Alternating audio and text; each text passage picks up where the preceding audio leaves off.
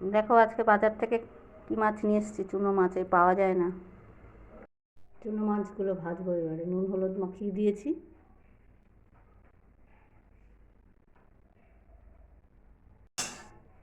তেল গরম করে মাছগুলো ছেড়ে দিলাম।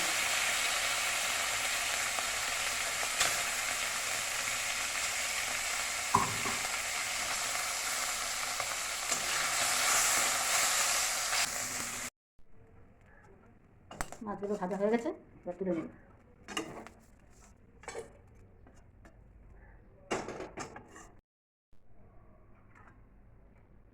তেলে সর্ষে ফোড়ন দিলাম, কড়াইতে লাফাচ্ছে। এবারে কচুর মুখিগুলো ছেড়ে দিলাম।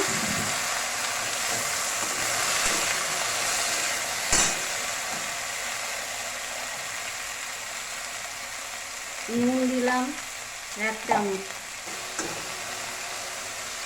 জল ঢেলে দিলাম। এই প্রায় 1 চামচের কাছাকাছি হলুদ দিলাম।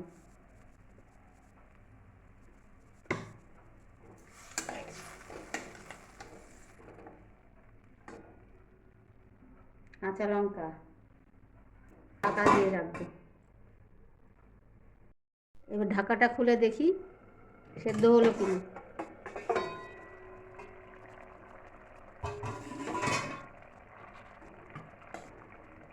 প্রায় অনেকটাই সেদ্ধ হয়ে এসছে। এই অবস্থায় আমি একটু শুকনো লঙ্কা ছেঁড়া দিলাম, আর টমেটো ছিল, আমি এই চুকাগুলো মানে আমসিগুলো দিয়ে দিলাম। আমসি ভেজানো যে জলটা আছে ওটাও দিয়ে দিলাম। দিয়ে এবারে আমি আর একটু ঢাকা দিয়ে সুন্দর করে সেদ্ধ করে নেব। এবার ঢাকাটা খুলে দেখি সেদ্ধ হয়ে গেছে। ভালো করে একটু কষাতে হবে।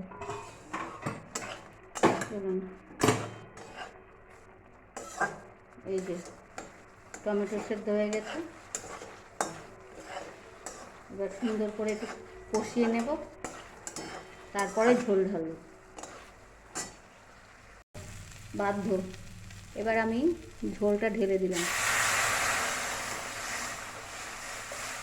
এই ঝোলটা একটু পাতলা হয়, কারণ টক তো, টক বেশি ঘন ভালো লাগে না।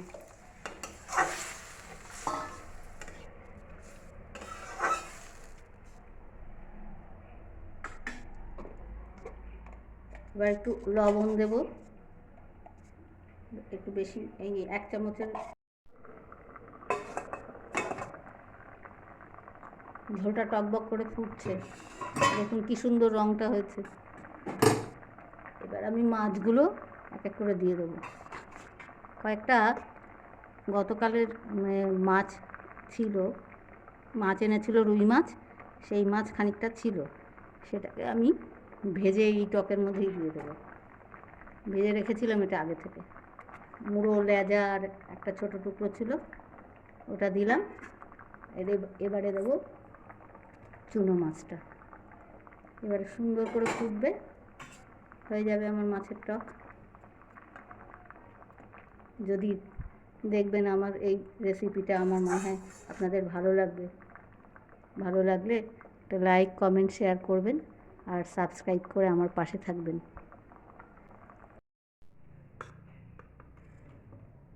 দেখুন